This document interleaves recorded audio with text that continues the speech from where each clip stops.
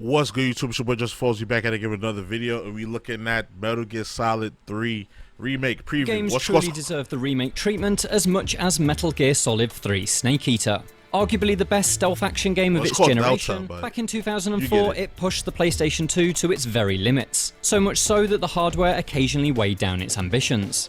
20 years later, a complete remake from Konami using the power of modern consoles has the potential to unlock the full, uncompromised vision of the game's original creators. Instead, this new Kojima-less Metal Gear Solid Delta seems more like a very shiny HD remaster than the elegant remake it could have been. It's an admittedly beautiful nostalgia trip, but almost give a 7 out of 10. Fault. Let's give a 7 out of 10, y'all.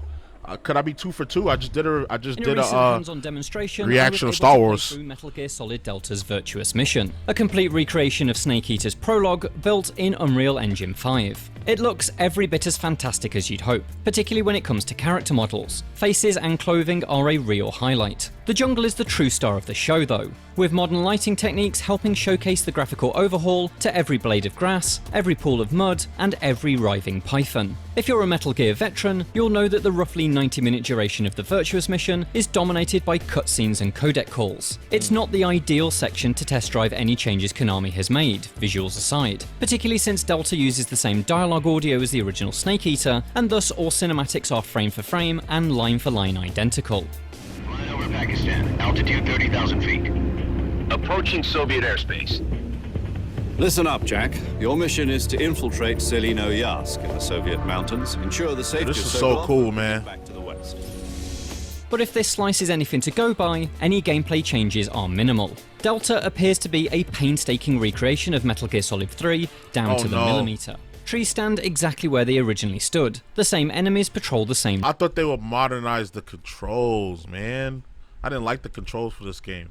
Routes, and frustratingly frequent load screens once again divide the jungle into small, self-contained maps. This structure, perfectly preserved from the 2004 original, makes Metal Gear Solid Delta feel so much older than its new high-definition visuals. The jungle is small and claustrophobic, not because of its imposing canopy, but because of its limited play spaces. The loading screens act as hard barriers, meaning what happens in one zone doesn't impact another. Alerted guards can't chase you into a different map, for instance. This lack of continuity between each segment limits your creativity. There's seemingly no way to cause distractions that fool enemies into investigating beyond a loading screen boundary, or line up a perfect shot across the stitching between zones. All of this, of course, was not just forgivable back in 2004, but expected. The PS2 simply couldn't render an entire seamless play space this detailed. But in 2024, the freedom of Metal Gear Solid 5's sprawling maps, which would be perfectly at home retrofitted into Snake Eater's Soviet wilderness, is sorely missing here. I'm reminded they should have got the team that did Phantom Pain to do this game, if that's the case,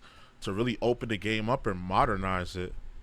Capcom's Resident Evil 2 remake, which eliminated the original game's iconic door-opening loading screens in favour of a more immersive, completely seamless police station. Without a similar approach, I worry that the overall play experience of MGS Delta won't be significantly different enough from the Snake Eater HD remaster available as part of last year's Master Collection Volume 1, a game with a much lower price point and packaged with 2 other truly excellent games. After playing the demo, I had the chance to talk with Delta's producer, Noriaki Okamura, and I asked why the team didn't opt to bring MGS3's map design up to date. We did debate this internally, he told me. Maybe we should reskin the game into the current open world type map. But after thinking about this, we would definitely have to basically remake the game from scratch, and by doing so it could alter other things about the game, and we decided that that's the direction we really wanted to take. While the play space of the Virtuous Mission is exactly what you remember, Konami has made some smart changes that incontestably make Delta more comfortable to play than its parent. The most important is a modernised control scheme that works in tandem with the over-the-shoulder aiming. So they did modernize the control. So he was talking about more so the environments and the load screens. He wasn't talking about like the controls. So they did modernize the controls. Okay, I stand corrected.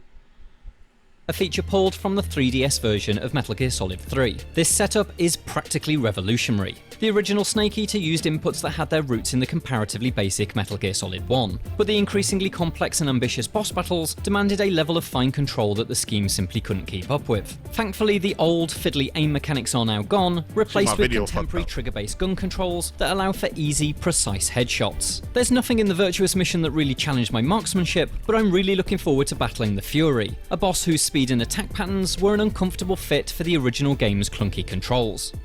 I am the Fury. The flames of my rage will incinerate you. Yeah, he was weird. Other welcome enhancements are a quick dial system for your codec, allowing you to access vital functions like saving the game by tapping down on the D-pad, while the up button opens a quick select for your camouflage. The two remaining D-pad buttons cycle through your equipment, which is a minor but solid improvement over the original scheme. More essential is the fact that Snake can now crouch walk, another feature first included in the 3DS version, which practically feels like a necessity in a stealth game. Combined with the refreshed aiming system and modern 3D camera, Snake Eater now plays much more intuitively. However, I will caveat that by saying it still does feel like a game from a prior generation. Snake unfortunately does not move with the fluidity of his MGS5 counterpart. Again, it feels like Konami has missed a clear opportunity to bring modern enhancements to MGS Delta. Provided the entire game follows suit with this demo, I think your feelings on Delta are going to depend on just how faithful you want this remake to be. If you're a purist, then you're in luck. The new MGS team at Konami clearly sees the original Snake Eater as something of a religious text. But it means Delta's creative vision is held prisoner by the early 2000s. Even the cutscenes feature the same fade to black loading between scenes as the original. Surely something cinephile Kojima would have exercised if only he'd had access to SSDs back in the day. Beyond the updated graphics and controls, there's nothing surprising, refreshing, or dare I say exciting about MGS Delta, at least in this demo. The only significant change we did find was that shooting Ocelot did not trigger the time paradox game over screen.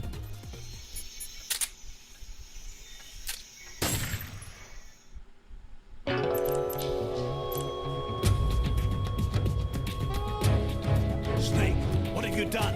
You changed the future.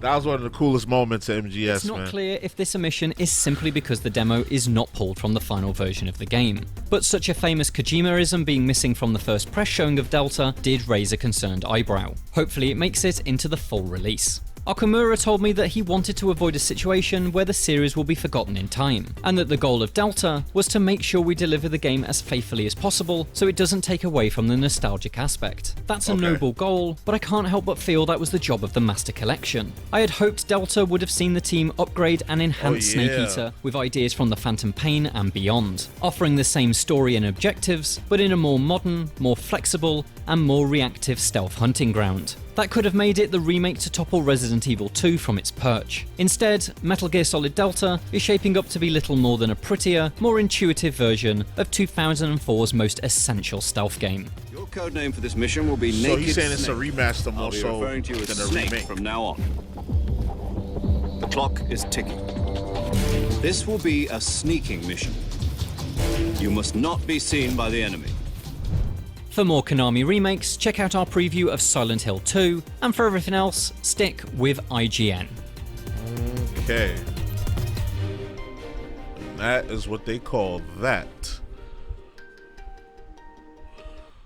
So yeah, that was a little bit disappointing, but so far it's given 7, 6 out of 10.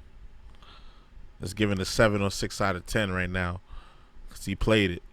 Because I like the point that he made where he said, you know, it's supposed to be like the Master Collection was supposed to be like the faithful adaptation for what we played years ago, which it was. It's a direct port. But this was supposed to be like an evolution, a modernization of it, kind of like how the Resident Evil 2 and Resident Evil 3 games were updated for the